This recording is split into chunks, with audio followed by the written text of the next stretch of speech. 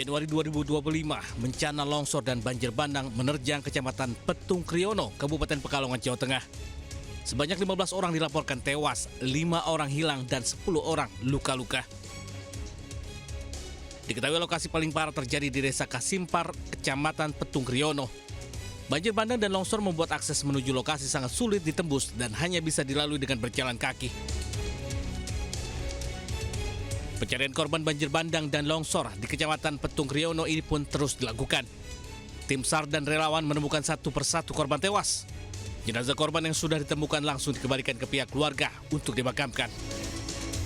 Selain korban tewas, tim SAR juga mengevakuasi korban luka yang langsung dibawa ke puskesmas untuk menjalani perawatan intensif. Sementara korban luka berat langsung dirujuk ke rumah sakit. Faktor cuaca menjadi kendala petugas gabungan menyisir lokasi longsor.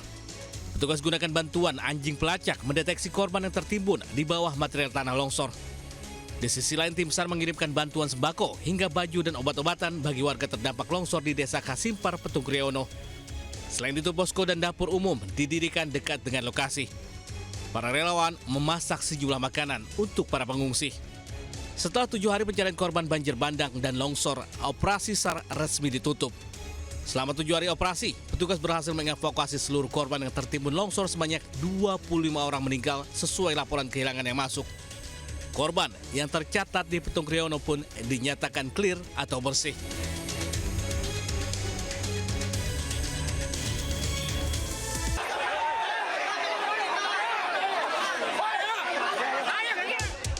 Aksi unjuk rasa Aliansi Mahasiswa Indramayu di depan kantor DPRD Kabupaten Indramayu ricuh. Mahasiswa yang kesal langsung mendobrak pagar pintu dewan yang dijaga ketat polisi. Sempat terjadi aksi saling dorong antar massa dengan polisi. Suasana semakin panas saat mahasiswa membakar ban bekas. Kericuhan baru bisa diredam setelah ketua dewan dan wakil anggota dewan menemui ratusan mahasiswa yang menuntut pemerintah mengevaluasi kebijakan efisiensi anggaran yang merugikan masyarakat. Sementara ribuan mahasiswa dari Aliansi Badan Eksekutif Mahasiswa se-Indonesia juga gelar unjuk rasa di kawasan Patung Kuda, Jakarta. Aksi bertajuk Indonesia Gelap ini kembali digelar sebagai bentuk protes atas sejumlah kebijakan dan program pemerintah. Massa berorasi menuntut pemerintah mengkaji ulang instruksi presiden terkait efisiensi anggaran, evaluasi program makan bergizi gratis hingga transparansi status pembangunan dan pajak rakyat. Sementara demo yang dilakukan oleh unsur mahasiswa dan sejumlah aliansi masyarakat di Surabaya berjalan panas. Meski telah ditemui anggota DPRD Jawa Timur, mahasiswa masih merasa belum puas dengan yang disampaikan anggota DPRD. Bahkan mahasiswa sempat menyiram air mineral kepada perwakilan anggota DPRD hingga membuat suasana demo makin memanas. Dalam aksinya, mahasiswa menggelar teatrikal menolak program makan bergizi gratis.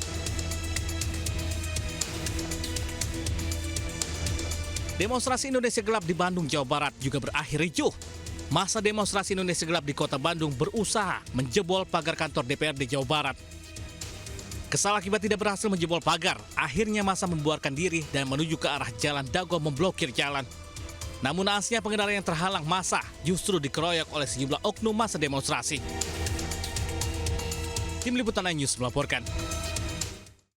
Skandal mega korupsi mengguncang sektor energi nasional. Kasus dugaan korupsi tata kelola minyak mentah dan produk kilang Pertamina merugikan negara senilai 285 triliun rupiah.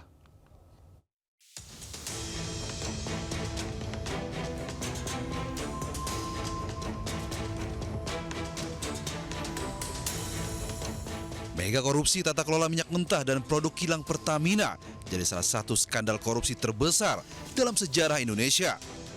Dugaan praktik curang ini berjalan sejak tahun 2018 hingga 2023. Penyimpangan ini diduga melibatkan permainan harga hingga proses impor yang tidak transparan hingga menyebabkan kerugian negara sangat fantastis senilai 285 triliun rupiah. Kejaksaan Agung mengungkap adanya keterlibatan para petinggi Pertamina dan pihak swasta dalam korupsi di tubuh badan usaha plat merah tersebut. Total Kejagung telah menetapkan 18 tersangka dari internal Pertamina, perusahaan rekanan hingga pengusaha swasta. Kejagung juga membidik pengusaha Muhammad Riza Khalid, beneficial owner PT Orbit Terminal Merak. Meski namanya sudah disebut-sebut dalam dakwaan, namun Riza Khalid masih buron Kejagung juga mengungkap adanya praktek blending BBM atau pengoplosan BBM bersubsidi ke non-subsidi secara sistematis demi memperoleh keuntungan ilegal dari selisih harga. Dampak korupsi ini juga dirasakan langsung oleh masyarakat. Masyarakat yang membeli Pertamax dengan harga mahal nyatanya seringkali mendapatkan BBM dengan kualitas setara Pertalite. Skandal korupsi yang menyeret para petinggi anak usaha Pertamina ini membuka bobroknya tata kelola dan juga moral para pelaksana kebijakan migas di Indonesia. Korupsi di sektor migas adalah ancaman nyata bagi kedaulatan energi tanah air. Sudah seharusnya ada transparansi di tubuh BUMN strategis. Kini publik pun menanti ketegasan aparat penegak hukum untuk mengusut tuntas skandal mega korupsi ini. Tim Liputan melaporkan.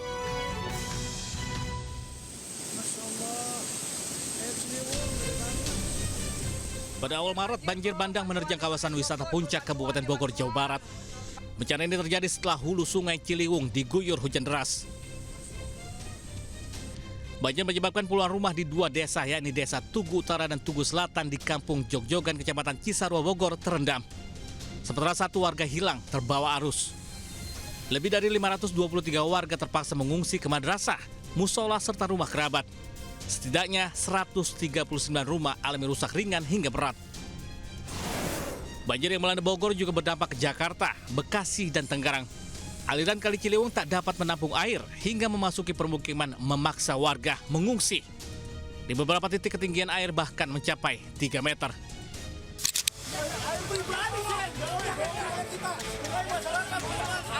Pasca banjir, sebuah wahana tempat hiburan dibongkar paksa. Sempat terjadi kericuhan karena pengelola wisata tidak mau membongkar sendiri bangunannya meski sudah ada perintah gubernur. Bangunan seluas 21 hektar milik BUMD menurut perizinannya hanya 2.800 meter yang akan dikelola. Namun faktanya hingga 15.000 meter. Tempat hiburan akhirnya disegel pihak Kementerian Lingkungan Hidup.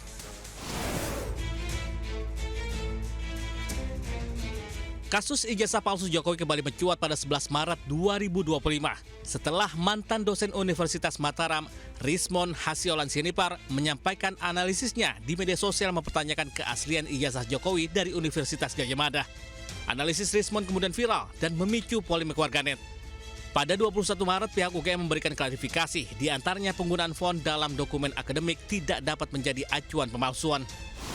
Pada akhir April, Presiden ke-7 RI, Joko Widodo, akhirnya resmi mengambil langkah hukum dengan membuat delik aduan atas dugaan fitnah dan pencemaran nama baik melalui media elektronik. Total ada 5 terlapor dalam kasus ini, di antaranya mantan Menpora Roy Suryo, ahli digital forensik Rismon Sianipar, Dr. Tifauziah Tiasuma, pemerhati politik Rizal Fadilah, serta seseorang berinisial K. Setelah rangkaian pemeriksaan, 8 orang akhirnya ditetapkan menjadi tersangka. 5 tersangka, pertama yakni Egy Sujana, Kurnia Tri Rohyani, Muhammad Rizal Fadilah, Rustam Effendi, dan Damai Hari Lubis. Sementara Roy Suryo, Rismon Hasiolan Sianipar, dan Tifauzi Tiasuma dikenakan pasal tambahan terkait manipulasi data digital. Meski menjadi tersangka, namun Roy Suryo CS bersama kuasa hukumnya melawan dengan mendesak Polda Metro Jaya melakukan gelar perkara khusus yang akhirnya digelar pada 15 Desember. Hingga saat itu kasus tudingan ijazah palsu Jokowi masih berada pada tahap penyidikan lanjutan di Polda Metro Jaya.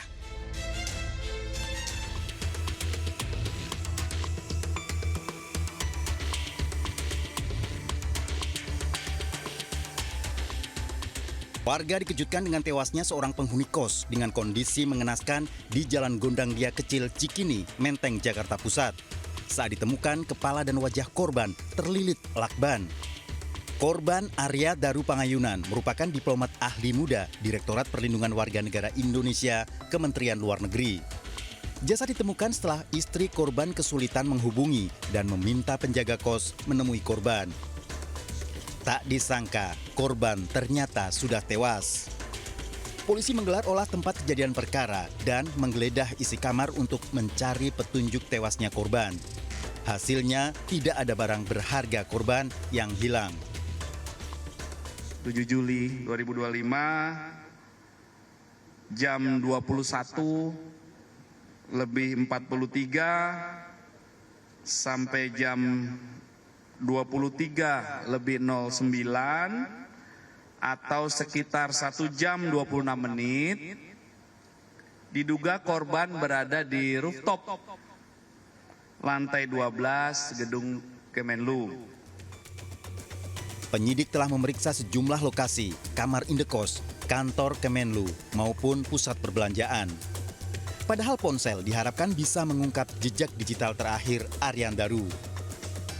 Pihak kuasa hukum keluarga mengungkap temuan signifikan bahwa Aryandaru pernah melakukan check-in bersama seorang wanita berinisial V. Temuan ini mendorong tim kuasa hukum untuk mendesak Direktorat Reserse Kriminal Umum Polda Metro Jaya meningkatkan status penanganan dari penyelidikan ke tahap penyidikan. Fokus utama dari desakan pihak keluarga adalah pendalaman informasi mengenai sosok wanita berinisial V. Unjuk rasa di bulan Agustus 2025 berlangsung ricuh di depan gedung DPR RI dan sejumlah daerah. Di Jakarta, demo berlanjut hingga Makobrimob Kuitang karena tewasnya pengemudi ojek online.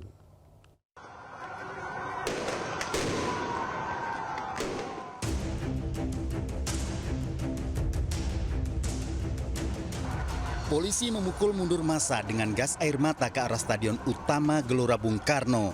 Massa berlarian dari arah gedung DPR MPR. Akibat kericuhan, ruas jalan tol dalam kota, baik arah Cawang maupun sebaliknya, ditutup. Pendemo di Kota Makassar melakukan pembakaran gedung DPRD. Puluhan mobil dinas dan kendaraan pegawai yang terparkir masih berada di halaman kantor DPRD. Demonstrasi merata terjadi di sejumlah provinsi dan kabupaten. Di Jakarta, demo berlanjut di area Makobrimob Kuitang. Aksi ini merupakan lanjutan insiden meninggalnya pengemudi ojek online. Sebelumnya, Afan Kurniawan, pengemudi ojek online, tewas ditabrak mobil Brimob. Anggota Brimob menjalani hukuman dari meminta maaf pada keluarga hingga demosi selama 7 tahun. Presiden Prabowo menyebut aksi demonstrasi yang terjadi mengarah pada makar dan terorisme. Bahwa sudah mulai kelihatan gejala adanya tindakan-tindakan di luar hukum, bahkan melawan hukum, mengarah kepada makar. Dampak demo, 5 anggota DPR RI nonaktif menjalani sidang Mahkamah Kehormatan Dewan atau MKD. Ahmad Sahroni terbukti melanggar etik dan divonis nonaktif selama 6 bulan. Nafa Urbah dan Eko Patrio dinonaktifkan 3 dan 4 bulan. Surya Utama alias Uya Kuya dan Adis Kadir tidak terbukti melanggar etik. Dampak demo, Del Pedro Marhen, Syahdan Hussein, Muzaffar Zalim, dan Khorik Anhar dinyatakan bersalah penghasutan kepada masyarakat saat demonstrasi yang berakhir ricuh. Namun dalam sidang pertengahan Desember, Del Pedro menolak dakwaan, menyampaikan pendapat bukan menghasut warga.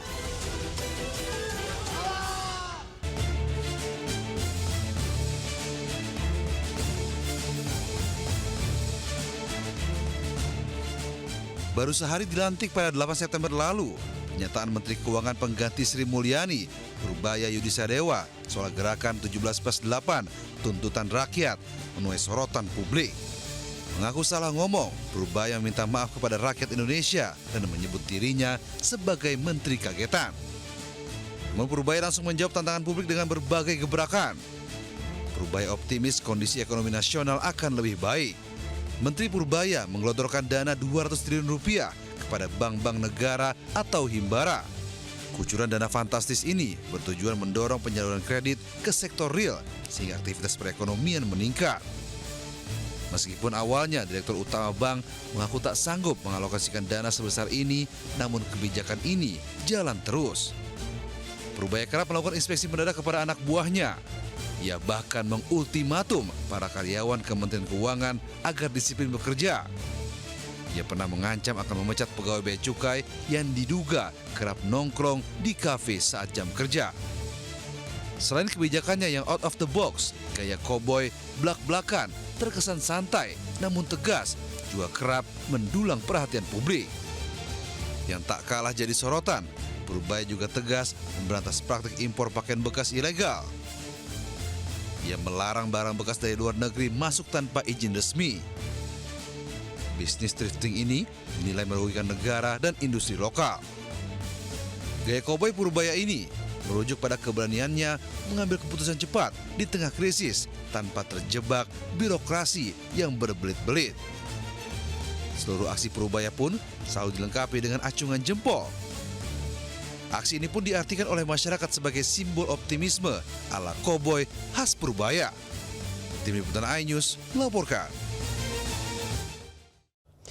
Pemirsa, duka mendalam menyelimuti dunia pendidikan di Jawa Timur. Sebanyak 67 santri tewas akibat ambruknya gedung di Pondok Pesantren Al-Khozini, Buduran, Sidoarjo. 16 tahun, apa yang luka? Ya? Nggak ada ya, cuma perut kecepet ya. 29 September lalu, dunia pendidikan Indonesia digegerkan dengan ambruknya gedung Pondok Pesantren Al-Khozini di Desa Banjar Panji, Buduran, Sidoarjo, Jawa Timur. Peristiwa mencekam saat ratusan santri yang tengah sholat asar berjamaah tertimbun beton bangunan. Sejumlah santri pun berupaya menyelamatkan diri. Umurmu berapa? Mereka merangkak sambil membantu rekannya untuk keluar dari bangunan yang ambruk. Ya? Proses evakuasi korban berlangsung dramatis lantaran keterbatasan alat berat saat jam pertama kejadian. Polisi pun telah mengidentifikasi seluruh jenazah hingga Oktober lalu. Berdasarkan data tim DVI Polda Jawa Timur, total korban mencapai 171 orang. Di antaranya, korban meninggal dunia mencapai 67 orang, sedangkan luka-luka sebanyak 104 orang. Peristiwa ini jadi salah satu bencana kegagalan konstruksi paling mematikan. Insiden nahas ini terjadi diduga dipicu oleh kegagalan konstruksi pada lantai 4 gedung yang sedang dalam proses pengecoran. Struktur bangunan diduga tidak kuat menahan beban pengecoran lantai atas yang dilakukan sesaat sebelum kejadian. Polisi telah menaikkan kasus ini ke tahap penyidikan. Penyidik menjerat pasal 359 dan 360 KUHP tentang kelalaian yang menyebabkan kematian dan luka berat.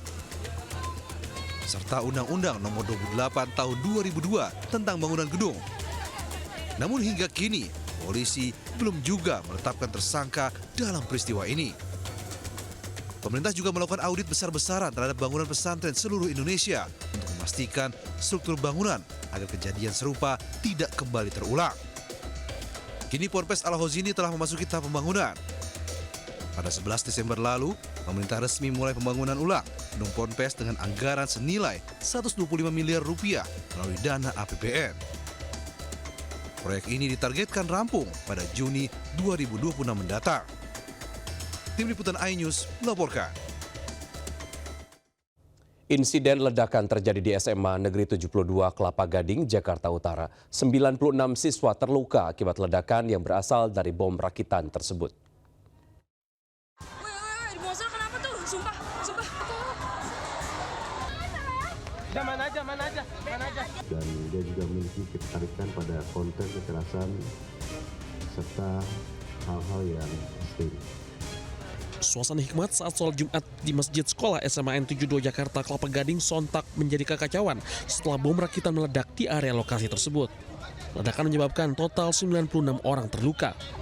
Ke BK aja yang terdekat dulu. Korban luka dievakuasi ke Rumah Sakit Islam Jakarta dan Rumah Sakit Yarsi Cempaka Putih. Sumber ledakan diduga awalnya berasal dari area belakang aula sekolah. Tak berselang lama polisi mengantongi satu siswa sekolah tersebut sebagai tersangka pelaku ledakan bom. Polisi menyebut terduga pelaku yang masih di bawah umur turut terluka dan tidak terhubung dengan jaringan teroris manapun. Terduga pelaku membawa total 7 bom rakitan. 2 bom diantaranya meledak di area masjid, sedangkan di bak sampah ada 4 bom, 2 diantaranya meledak. Pelaku juga menaruh bom di taman baca namun berhasil dijinakan. Di rumah anak yang berkonflik dengan hukum, di sana kita juga mendapatkan bahan-bahan peledak yang memiliki kekuatan ledak yang rendah atau low explosive. Mana aja. Dan dia juga memiliki ketertarikan pada konten kekerasan serta hal-hal yang ekstrim. Polisi mengungkap motif di balik ledakan di SMA N72 Jakarta lantaran pelaku punya dendam atas dugaan perundungan yang diterimanya di sekolah sejak awal tahun 2025. Pelaku yang memiliki tekanan psikologis ini telah ditetapkan sebagai anak berkonflik dengan hukum. Sementara para siswa terdampak ledakan telah menjalani proses trauma healing. Dari Jakarta, tim liputan iNews melaporkan. Duka menyelimuti Jakarta di penghujung tahun. 22 orang tewas pada peristiwa kebakaran gedung Teradron di Kemayoran, Jakarta Pusat. Api diketahui muncul dari lantai dasar area penyimpanan baterai drone litium polimer.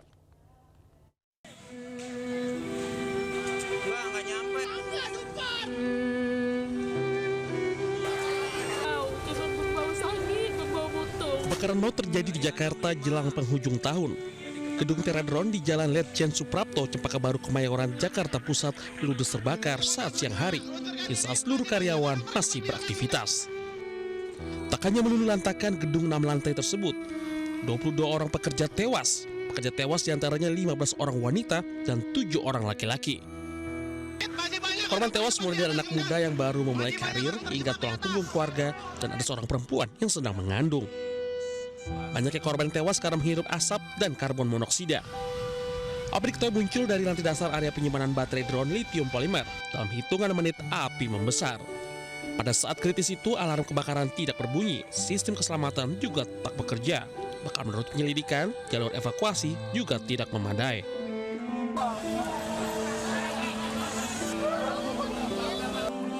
Api berhasil dipadamkan sejam kemudian usai puluhan mobil damkar tiba di lokasi. Para korban langsung dievakuasi ke Rumah Sakit Polri Kramat Jati. Hasil penyelidikan mengarah pada kelalaian fatal sehingga polisi menetapkan Direktur Utama Teradron Indonesia (MWW) sebagai tersangka. Ia mempertanggungjawabkan kegagalan penerapan standar keselamatan gedung dan pekerja yang merenggut nyawa karyawannya. Logika saya tadi ya berpikir bahwa setiap pembuatan bangunan juga harus ada pengujian tentang pencegahan kebakaran atau mitigasi atas kebakaran. Apalagi di Jakarta ini banyak sekali high rise building, gedung-gedung tinggi yang kalau terjadi kebakaran risikonya lebih besar dibanding dengan yang low rise building, daerah gedung-gedung yang rendah.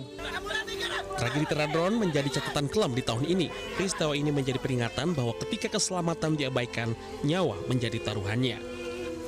Dari Jakarta, tim liputan iNews melaporkan. Sejumlah wilayah di tanah air menutup tahun 2025 dengan duka usai rangkaian bencana hidrometeorologi menerjang Aceh, Sumatera Utara, dan Sumatera Barat. Total lebih dari 1.000 orang tewas akibat bencana banjir bandang dan longsor.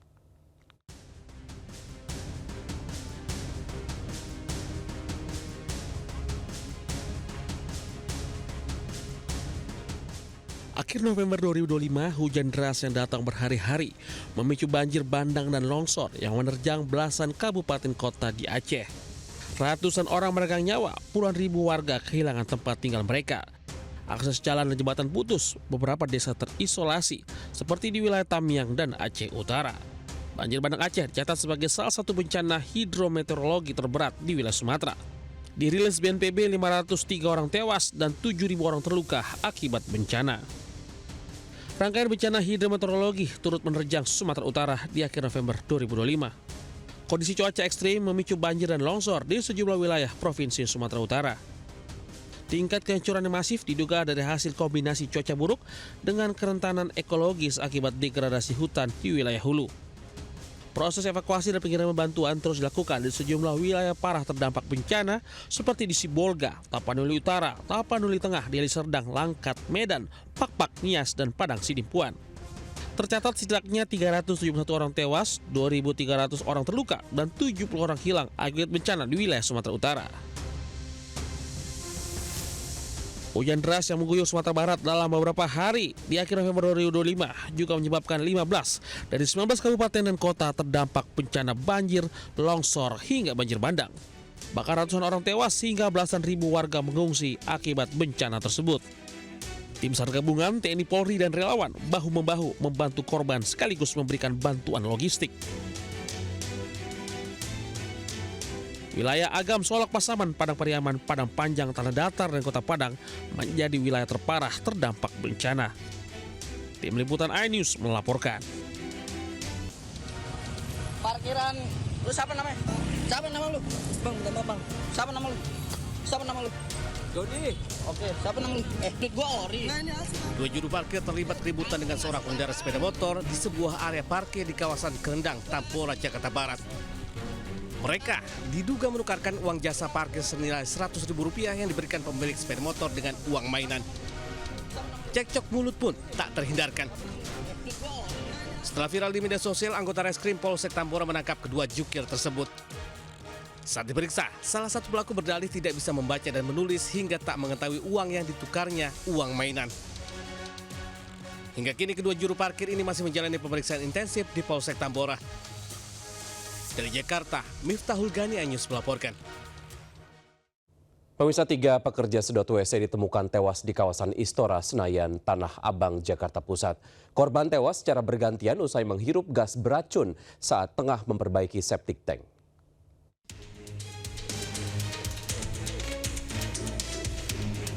Tugas Damkar Jakarta Pusat mengevakuasi 3 pekerja yang ditemukan tewas di dalam septic tank di kawasan Istora Senayan, Tanah Abang.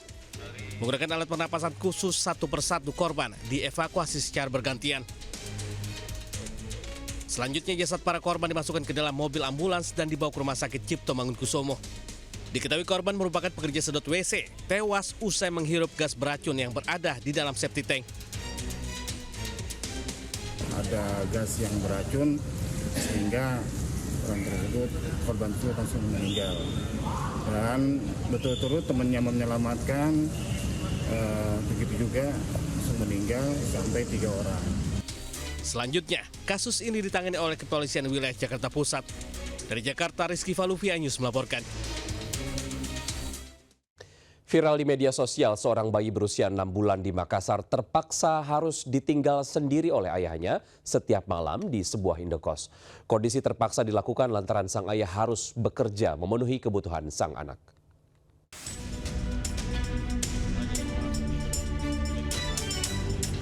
Viral di media sosial, M, seorang bayi 6 bulan ditinggalkan ayahnya dalam keadaan terkunci di sebuah indekos di Jalan Abdul Qadir, Kecamatan Tamalate, Kota Makassar, Sulawesi Selatan.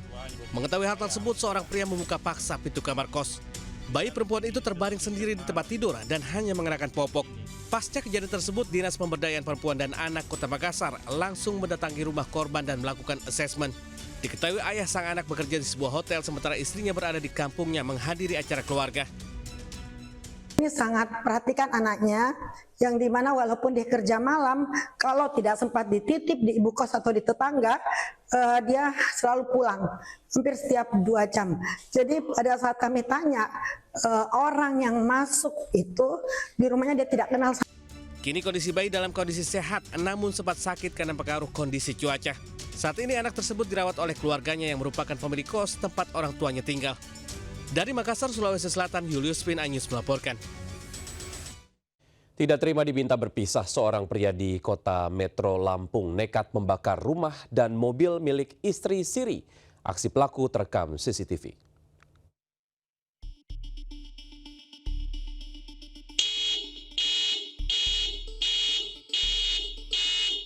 Rekaman CCTV ini memperlihatkan aksi nekat pria paruh baya saat hendak membakar sebuah mobil yang terparkir di teras rumah warga. Dengan mudah, pelaku asal kota Metro Lampung ini memasuki pekarangan rumah.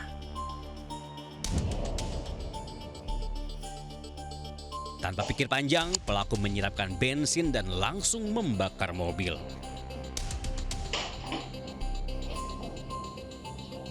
Seketika api berkobar membakar seluruh badan mobil, bahkan membakar sebagian rumah. Sontak tetangga panik dan langsung melapor ke kantor pemadam kebakaran. Setelah seorang perempuan pemilik rumah mengecek rekaman CCTV, ia kaget ternyata pelakunya adalah Endang Sanjaya yang tak lain suami sirinya sendiri. Sang istri langsung melaporkan tabiat suaminya ke Polres Metro. Tak lama sang suami berhasil diringkus. Kepada polisi, Endang mengaku nekat membakar mobil, bahkan berniat membakar rumah istri sirinya lantaran tidak terima dituduh memiliki wanita idaman lain dan diminta bercerai. Itu rumah siapa? Sama mobil siapa? Rumah istri saya, Pak. Sama jadi, mobil dia? Iya, jadi sebelum bangun rumah dan beli mobil itu, dia sudah sama saya. Jadi motifnya itu terkait dengan kekesalan si pihak tersangka, di mana pihak tersangka ini dituduh oleh si istri-istrinya, di mana selaku pelapor masih memiliki wanita idaman lain. Kini Endang terpaksa harus melewati masa tuanya di penjara dengan ancaman hukuman 12 tahun. Dari Kota Metro Lampung, Tinus Ristanto, iNews melaporkan. Sebuah truk pengangkut baja ringan mengalami remblong dan menabrak 6 kendaraan dan sebuah rumah hingga terjun ke jurang di Wonosobo, Jawa Tengah. Akibatnya 2 orang meninggal dunia dan 4 orang lainnya terluka.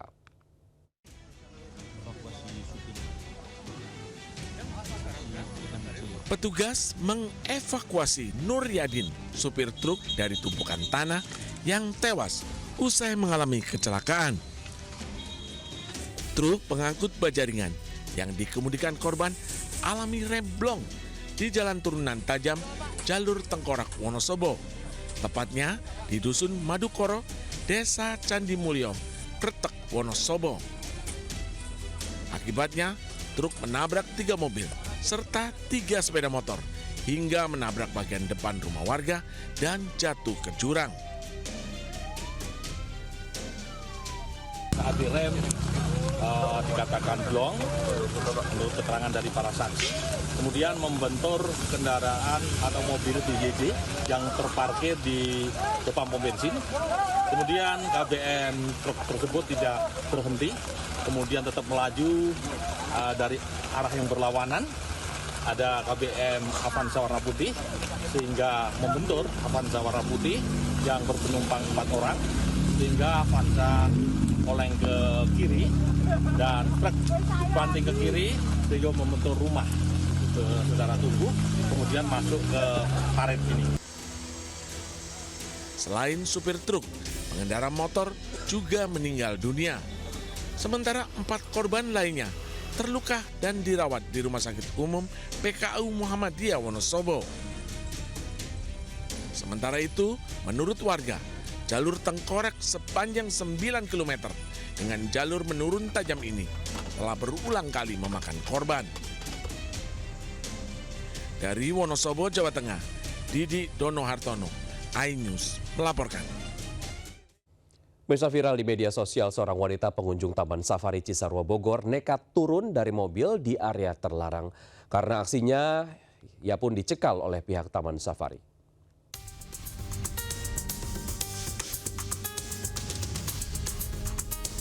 Lagi-lagi viral, pengunjung wisata Taman Safari Cisarua Bogor, Jawa Barat berbuat ulah.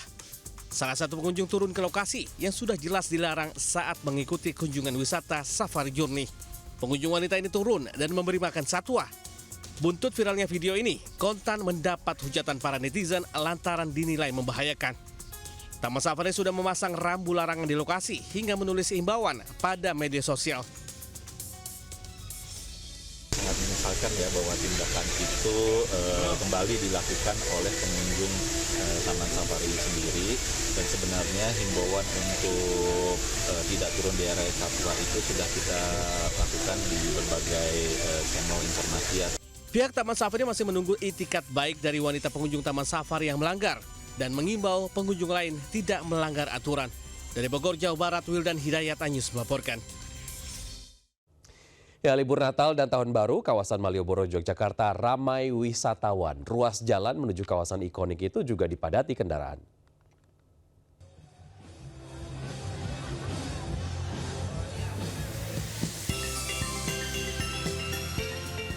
Suasana khas Malioboro, terutama di malam hari, menjadi daya tarik tersendiri bagi para wisatawan. Mereka pun memadati pedestrian sekedar untuk menyusuri jalan, duduk santai, dan berbelanja oleh-oleh. Tak sedikit juga yang menyempatkan bersuah foto bersama keluarga dengan latar belakang tulisan Jalan Malioboro. Mereka bahkan rela antri untuk berfoto di lokasi ini. Wisatawan datang dari berbagai daerah seperti Jakarta, Bandung hingga kota-kota lain di luar Jawa untuk menghabiskan masa liburan. Ruas jalan menuju kawasan Malioboro juga tampak padat oleh kendaraan pribadi. Keramaian wisatawan ini diprediksi bakal terus melonjak hingga malam pergantian tahun. Dari daerah istimewa Yogyakarta, Gali Wisma, iNews melaporkan. Informasi tadi sekaligus mengakhiri trending 2025. Saya Wiki Ardian undur diri. Terima kasih dan sampai jumpa. Wassalamualaikum.